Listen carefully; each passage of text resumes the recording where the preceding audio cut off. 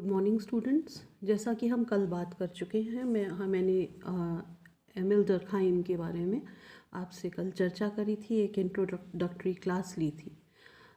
Emil Durkheim जो हैं समाजशास्त्र के एक क्लासिकल थिंकर माने जाते हैं और इनकी जो कृतियां हैं वो अभी तक उसका जो महत्व है वो कम नहीं हुआ है। इन्होंने 1800 जो प्रमुख पुस्तकें जो इन्होंने लिखी थी, प्रमुख पुस्तकें और लेख जो इन्होंने लिखे थे वो प्रमुखतया division of labour in society 1893 में इन्होंने लिखी थी। 1895 में इन्होंने रूल्स ऑफ सोशोलॉजिकल मेथड यानी कि समाज शास्त्रीय अध्ययन के नियम, इस पुस्तक को लिखा था। 1897 में लेसोसाइड आत्महत्या जो है उस पुस्तक को लिखा था। ये तीनों पुस्तकें बहुत महत्वपूर्ण हैं समाजशास्त्र को में डर्कहाइम के योगदान को समझने के लिए, क्योंकि डर्कहाइम एक फंक्शनलिस्ट थे यानी कि प्रकार्यवादी विचारक थे। तो डर्कहाइम की जो विचारधारा है उसने निरंतर जो समाजशास्त्री हैं उन्हें प्रेरित किया है, क्योंकि जो प्रमुख दो जो धाराएं हैं समाजशास्त्र में, स्ट्रक्चरलिज्म, फंक्शनलिज्म और कॉन्फ्लिक्ट थ्योरी, ये तीन धाराएं जो हैं ये उसमें प्रकार्यवाद का जो आधार है, आधारशिला है, वो डर्कहाइम ने प्रमुख रूप से उसको रखा। इसके बाद इन्होंने 1912 में अपनी पुस्तक elementary forms of religious life वो लिखी थी। यानी कि जो धार्मिक जो आदिवासी समाज हैं उनमें जो धार्मिक विचारधारा है उसके बारे में जानने की कोशिश करी थी। इसके अलावा ये लिएन सोशलॉजिक इस पत्रिका के संपादक भी रहे और इन्होंने इस पत्रिका में निरंतर लेख लिखे और अपने इन्होंने व्याख्यान भी दिए और इनको दोबारा से उनके मृत्यु के बाद प्रकाशित किया गया, जिसमें प्रमुख रूप से उनकी जो पुस्तकें हैं एजुकेशन एंड सोशियोलॉजी, ये 1922 में प्रकाशित हुई। सोशियोलॉजी एंड फिलॉसफी 1924 में प्रकाशित हुई। मॉरल एजुकेशन 1925 में प्रकाशित हुई। The socialism and Saint Simon 1928 में प्रकाशित हुई। Professional ethics and civil morals ये 1950 में प्रकाशित हुई। Montesquieu and Rousseau forerunners of sociology 1953 में प्रकाशित हुई और प्रिमिटिव क्लासिफिकेशन ये 1983 में प्रकाशित हुई। हमें ध्यान देना होगा कि डर्कहाइम क्योंकि एक फ्रांसीसी समाजशास्त्री थे, तो इनकी जितनी भी पुस्तकें हैं वो फ्रांसीसी भाषा में, फ्रेंच भाषा में लिखी गई हैं और इनके ट्रांसलेशंस जो हैं वो इनकी मूल पुस्तक के प्रकाशित होने के कुछ समय बाद हुई। और जब हम डर्कहाइम की विचारों के बारे में बात करते हैं तो डर्कहाइम को ऑगस्ट कॉम्ट का उत्तराधिकारी माना जाता है, क्योंकि जिस तरह से ऑगस्ट कॉम्ट ने समाजशास्त्र को एक विज्ञान के रूप में स्थापित करने की जो काम किया था उसको आगे बढ़ाने का कार्य डर्कहाइम ने किया था। क्योंकि डर्कहाइम ने अपनी पुस्तक रूल्स ऑफ सोशोलॉजिकल मेथड में बहुत स्पष्ट रूप से बताया कि हमें किस तरह से समाजशास्त्रीय अध्ययन करना चाहिए। इन्होंने समाजशास्त्र को विज्ञान के रूप में प्रतिष्ठित करने की में बहुत बड़ा महत्वपूर्ण योगदान दिया। इन्होंने कहा कि जिस तरह से जो भी सामाजिक घटनाएं जो होती हैं वो केवल कल्पना मात्र नहीं होती, उनमें हमें सामाजिक तथ्यों का अध्ययन करना चाहिए और समाजशास्त्र को सामाजिक तथ्यों का अध्ययन करने वाला विज्ञान बनना चाहिए। सामाजिक तथ्यों का विश्लेषण और उनकी व्याख्या करी जानी चाहिए। सामाजिक तथ्यों की श्रेणी में वो कार्य करने के, सोचने के और अनुभव के तरीके शामिल होते हैं जो व्यक्तियों के लिए बाहरी होते हैं और जो अपने दबाव की शक्ति के माध्यम से व्यक्ति को नियंत्रित करते हैं। तो मतलब सामाजिक तथ्य जो हैं उनकी दो विशेषताएं, प्रमुख विशेषताएं क्या होती हैं कि बाह्यता और बाध्यता, यानी कि व्यक्ति उसे लगता है कि वो सामाजिक तथ्य जो है वो इंटरनलाइज कर चुका है, फिर भी सामाजिक तथ्य जो हैं वो उससे बाहर होते हैं। यानी कि अब जैसे परिवार है, उदाहरण के तौर पे परिवार, हमें लगता है कि परिवार मेरा परिवार, मैं जिस परिवार में या मैं जिस प्रकार से विवाह करता हूँ करती हूँ वो मेरी खुद की विशिष्ट सोच है। पर ऐसा नहीं होता कि हम किस परिप्रेक्ष्य में किस प्रकार का विवाह करते हैं। पहले आप मतलब जो परंपरागत समाज था उसमें विवाह जो था वो परिवार की इच्छा से हमारे गोत्र और कुल को देखते हुए उनको और परिवार जो था वो एक सामाजिक एक समझौता था, एक सामाजिक संस्था थी। जबकि अब आजकल जो है विवाह और परिवार ये व्यक्ति खुद चुनता है, पर ये उसे लगता है कि ये वो खुद कर रहा है या अपनी मर्जी से विवाह कर रहा है। पर ये समाज की जो परिस्थितियां हैं, किस तरह से समाज की परिस्थितियों में परिवर्तन आया, वो हमारे व्यवहार में भी परिवर्तन लाती हैं। तो इसलिए वो हमारे से ये जो प्रणाली है, परिवार की प्रणाली, विवाह की प्रणाली, कोई भी सामाजिक तथ्य जो है वो हमारे से बाह्य है और हमारे ऊपर नियंत्रण करता है, हमारे व्यवहार को नियंत्रित करता है और हमारे ऊपर बाध्यतामूलक उसका परिणाम होता है। तो एक सामाजिक तथ्य काम करने का वो प्रत्येक ढंग है जो निर्धारित और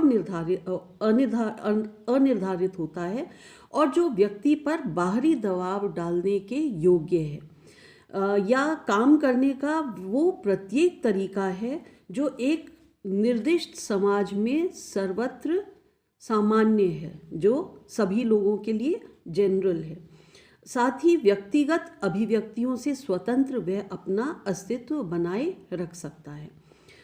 उदाहरण के तौर पर वो बताते हैं श्रम विभाजन, आत्महत्या, धर्म, विधि, कानून, ये सब जो हैं सामाजिक तथ्यों के प्रमुख उदाहरण हैं। रेमंड एरन ने कहा था कि डर्खाइम ने सामाजिक तथ्यों का अध्ययन करते हुए समाजशास्त्र को अन्य विषयों की तरह एक वस्तुनिष्ठ बनाने की कोशिश करी है और जिसकी विषय वस्तु सामाजिक तथ्य हो। समाजशास्त्र से उनकी दो एक्सपेक्टेशंस थी, अपेक्षाएं थी। पहला कि समाजशास्त्र की विषय वस्तु विशिष्ट होनी चाहिए, यानी कि अन्य सभी विज्ञानों की विषय वस्तु से वो भिन्न होनी चाहिए। जिस तरह से जीव विज्ञान की विषय वस्तु अलग है प्राणी शास्त्र से और प्राणी शास्त्र की विषय वस्तु भौतिक विज्ञान से अलग है, उसी तरह से गणित की विषय वस्तु अलग है, भूगोल की अलग है। उसी तरह से समाजशास्त्र की विषय वस्तु राजनीति विज्ञान, अर्थशास्त्र, मनोविज्ञान, दर्शन शास्त्र, इन सब की विषय वस्तु, लॉ, कानून की शिक्षा, इन सब की विषय वस्तु से भिन्न होनी चाहिए। दूसरी बात जो है कि ये विषय वस्तु ऐसी होनी चाहिए जिसका अवलोकन और व्याख्या उसी तरह से की जा सके जैसे अन्य विज्ञानों में तथ्यों का अवलोकन और व्याख्या के लिए किया जाता है। अलग अलग विज्ञानों में जैसे भौतिक शास्त्र है, भौतिक शास्त्र का अध्ययन करने के लिए हम कुछ यूनिट्स चुनते हैं। उन यूनिट से हम डिस्टेंस को मापने के लिए, कोई दूरी को मापने के लिए हम यूनिट किस इकाई, मीटर या किलोमीटर या सेंटीमीटर या गज, ये सब इकाइयों के माध्यम से हम डिस्टेंस को, दूरी को मापते हैं। इसी तरह से गणित को, जब गणित पढ़ते हैं तो हमें अंक, बेसिक अंक जो हैं 1 2 3 4 जब तक हम नहीं सीखेंगे तब तक हम गणित को नहीं समझ सकते। इसी तरह से समाजशास्त्रीय अध्ययन में भी हमें समाज को समझने के लिए सामाजिक तथ्यों का चयन करना पड़ेगा, उसको बेसिक मूल इकाई के रूप में समझना पड़ेगा और किस तरह से वो समाज को प्रभावित करती है और समाज से प्रभावित होती है। उन्होंने इस बात पर बल दिया कि सामाजिक तथ्य को वस्तु के रूप में समझा जाना चाहिए। Consider social facts as things, यानी कि वस्तु के रूप में। जिस तरह से हम किसी भी चीज़ को, जब हम प्राणी शास्त्रीय अध्ययन करते हैं, किसी भी प्राणी को हम वस्तु के रूप में उसका अध्ययन करते हैं। अगर हम किसी पौधे का अध्ययन कर रहे हैं तो वो उस पौधे में किस तरह के पत्ते आते हैं, किस तरह की जड़ें होती हैं, किस तरह के फूल होते हैं, किस तरह के फल निकलते हैं, ये इसका हम अध्ययन करते हैं। इसी तरह से समाज शास्त्र में भी हमें सामाजिक तथ्यों का, जैसे चाहे वो श्रम विभाजन है, आत्महत्या है, या धर्म है, या कानून है, उन सब तथ्यों का हमें एक वस्तु के रूप में अध्ययन करना चाहिए। और उसकी विशेषता क्या है और उसका व्यक्तियों पर किस प्रकार से दबाव है, ये समझने की कोशिश करना चाहिए। समाजशास्त्र में सामाजिक तथ्यों की परिभाषा और वर्गीकरण की समस्याएं बहुत महत्वपूर्ण हैं, और इन तथ्यों को परिभाषित किया जाना चाहिए, और तथ्यों को परिभाषित कर कर उनका वर्गीकरण करना चाहिए, जिसके माध्यम से हम तथ्यों को बेहतर, जो नॉर्मल तथ्य हैं और जो एबनॉर्मल तथ्य हैं, उनमें हम डिस्टिंक्शन कर सकें, उनमें हम विभेदीकरण कर सकें। तो डर्कहाइम ने समाजशास्त्र का संबंध संस्थाओं और सामाजिक प्रक्रियाओं की एक व्यापक श्रेणी में किया है। वो कहते हैं कि वास्तव में समाजशास्त्र की उतनी ही शाखाएं हैं जितने की विशेष सामाजिक विज्ञान हैं, जितनी सामाजिक तथ्यों की विविधताएं हैं। वो ऑगस्ट और कॉम्ट की तरह संस्थाओं के संबंध और उनमें वह उनके परिवेश में संबंधों के विश्लेषण के महत्व पर बल देते हैं। उनका मानना था कि समाजशास्त्र का प्रमुख योगदान इस जागरूकता में है कि ये अत्यधिक विविध जो सामाजिक तथ्य हैं उनमें घनिष्ठ प्रकार के संबंध हैं। अलग अलग जो सामाजिक तथ्य हैं वो एक दूसरे से अंतर संबंधित हैं। जिस तरह से हमारा जो बॉडी है, जिस तरह से हम लोगों ने ऑगस्ट कॉम्ट और स्पेंसर की जो ऑर्गेनिज्मिक एनोलॉजी में हमने देखा कि किस तरह से शरीर जो है, सावयव जो है, उसमें सारे अंग एक दूसरे से किस तरह से अंतर निर्भर है। इसी तरह से सभी विज्ञान जो हैं वो एक दूसरे के ऊपर आश्रित हैं, और सभी तथ्य, जो भी सामाजिक तथ्य जो जिनका हम अध्ययन करते हैं, वो भी एक दूसरे से प्रभावित होते हैं और एक दूसरे को प्रभावित करते हैं। हर एक सामाजिक तथ्य को एक विशिष्ट सामाजिक पर्यावरण, यानी कि एक पर्टिकुलर सोशल माइल्यू जो है, और एक निश्चित प्रकार का समाज या सोसाइटी उस से जुड़ा हुआ या संबंधित किया जाना चाहिए। अलग अलग जो सामाजिक तथ्य हैं वो एक ही सामाजिक तथ्य अलग अलग समाजों में अलग अलग प्रकार का हो सकता है। जब तक हम इनके एक दूसरे के परस्पर संबंधों के रूप में और उस संपूर्ण पर्यावरण के संदर्भ में नहीं देखेंगे, तब तक हम समाजशास्त्र का विकास नहीं कर पाएंगे। तो समाजशास्त्र जो है समाजों का विज्ञान है। हम समाजों का वैज्ञानिक अध्ययन करते हैं, इसलिए ही हम समाजशास्त्र कहते हैं। इसमें विभिन्न समाजों की तुलनात्मक अध्ययन पर डर्कहाइम जोर देते हैं। वो कहते हैं कि हम केवल मात्र एक ही समाज का अध्ययन करने से हम उस किसी भी एक तथ्य को समझने में हम सफल नहीं होंगे। हमें एक ही तथ्य को अलग अलग समाज में किस प्रकार का होता है उसका अध्ययन करना चाहिए। उसमें तुलनात्मक पद्धति जो है, ये आप देखेंगे कि जब उन्होंने सुसाइड में आत्महत्या का अध्ययन किया तो उसमें भी उन्होंने ये तुलनात्मक पद्धति को महत्व दिया। वो कहते हैं कि कोई भी किसी सामाजिक तथ्य की व्याख्या तब तक नहीं कर सकता जब तक कि सभी सामाजिक जातियों यानी कि स्पीशीज़ में इसके पूर्ण विकास को नहीं समझा जाए। तुलनात्मक समाजशास्त्र समाजशास्त्र की एक विशेष शाखा नहीं है, बल्कि खुद समाजशास्त्र ही है। डरखाइन ने समाजशास्त्र के बारे में अपने विचार स्पष्ट करते हुए उन्होंने कहा कि इसकी विषय वस्तु को निर्धारित करने का प्रयास किया जाना चाहिए। और इस संदर्भ में डरखाइन ने समाजशास्त्र को 7 प्रमुख खंडों में, यानी कि खंडों में और उपखंडों में बांटा है, विभाजित किया है। सबसे पहला है जनरल सोशियोलॉजी, यानी कि सामान्य समाजशास्त्र, और इसके सबसेक्शंस हैं पर्सनालिटी और का इंडिविजुअल और कलेक्टिव पार्ट, यानी कि व्यक्तित्व पर ये जो उपखंड है। इसी तरह से दूसरा जो विभाजन है वो है धर्म का समाजशास्त्र, यानी कि सोशियोलॉजी ऑफ रिलीजन। तीसरा उपखंड वो कहते हैं कि sociology of law and morals, जो political organisation, social organisation, marriage और फैमिली से संबंधित है, यानी कि विधि और नैतिक आचारों का समाजशास्त्र, जो कि राजनीतिक संगठन, सामाजिक संगठन, परिवार और विवाह से संबंधित हो।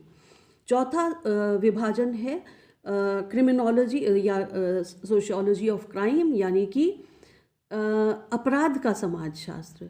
सामान्य परिस्थिति क्या है और व्याधिकीय परिस्थिति क्या है, उसमें जब तक हम व्याधिकीय को नहीं समझेंगे, जब तक हम किसी बीमारी को नहीं समझेंगे, तब तक हमें सामान्य परिस्थिति नहीं समझ में आती है। जब आपके कान में दर्द होता है या आपके दांत में, दाढ़ में दर्द होता है, तो आपको लगता है कि ये पूरे आपका जो अस्तित्व का केंद्र है वो दांत की दाढ़ ही है ना। तो आपको लगता है कि ये दाढ़ जो है ये बहुत महत्वपूर्ण है।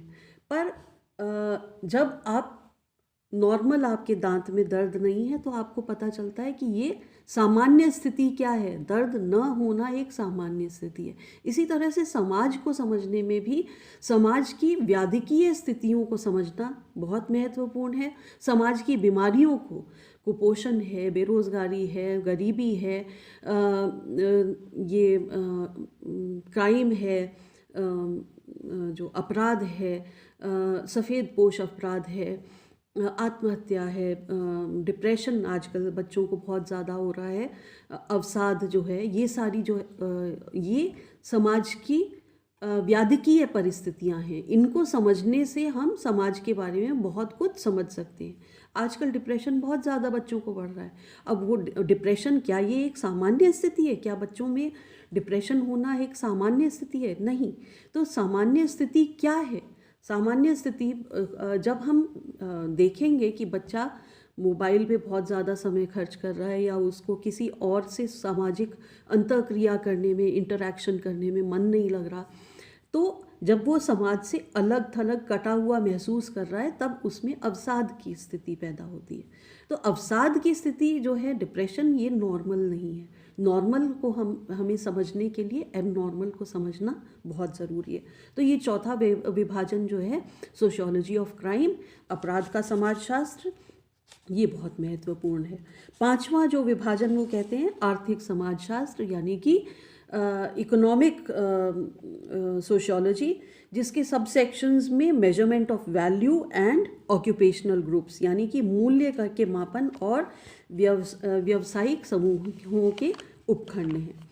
छठा है डेमोग्राफी, और जिसके उपखंड हैं रूरल और अर्बन कम्युनिटीज़, यानी कि जनांकिकी और ग्रामीण और नगरीय समुदाय का उपखंड। सातवां है सोशियोलॉजी ऑफ एस्थेटिक्स, यानी कि सौंदर्य का समाजशास्त्र। तो ये सारे विभाजन जो हैं, डरखाइन कहते हैं कि इनके माध्यम से हम समाज को समझने की कोशिश कर सकते हैं।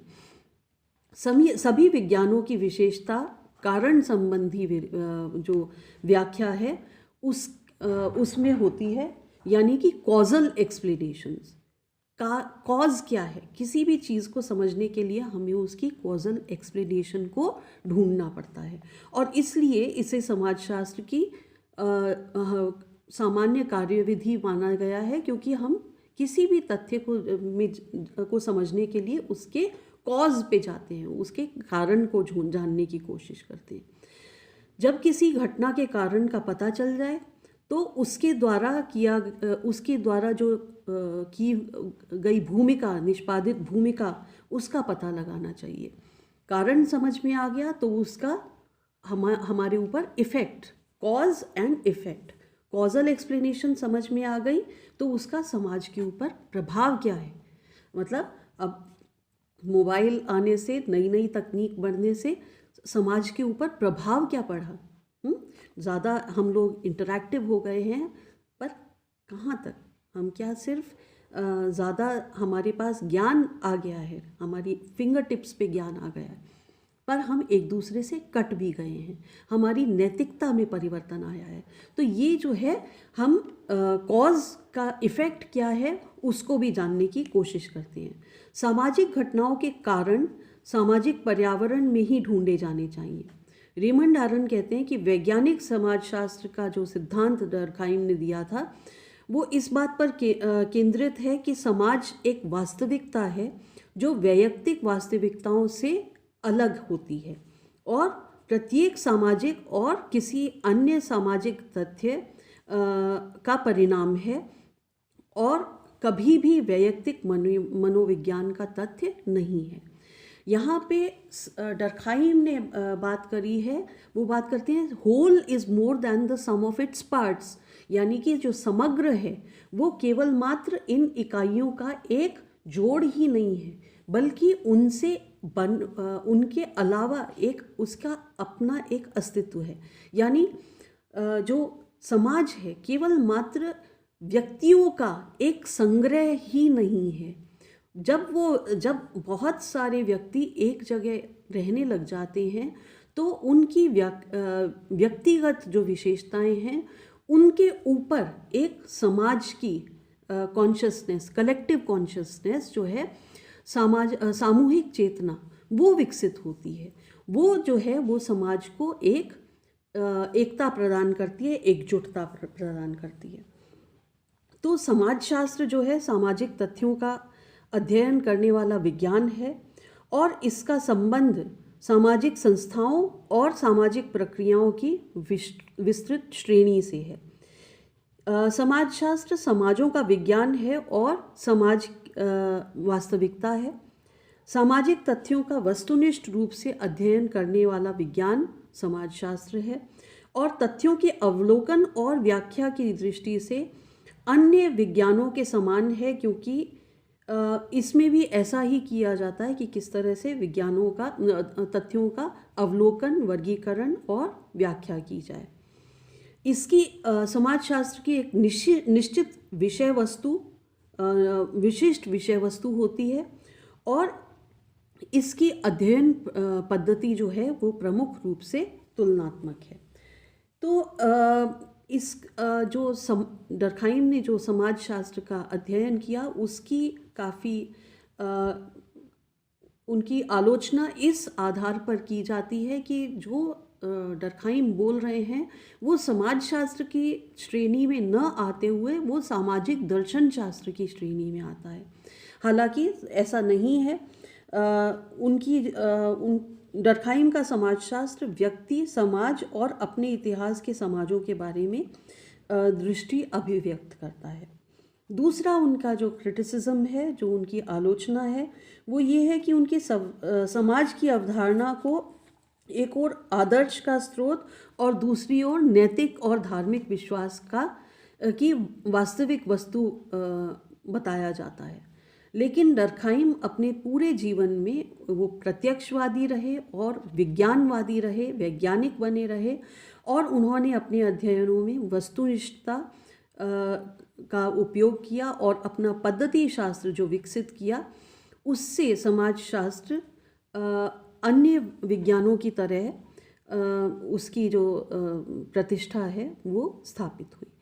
तो अब हम लोग division of labour in society, जो एक बहुत महत्वपूर्ण कृति है डर्कहाइम की, समाज में श्रम विभाजन, उसके बारे में कल चर्चा करेंगे। धन्यवाद।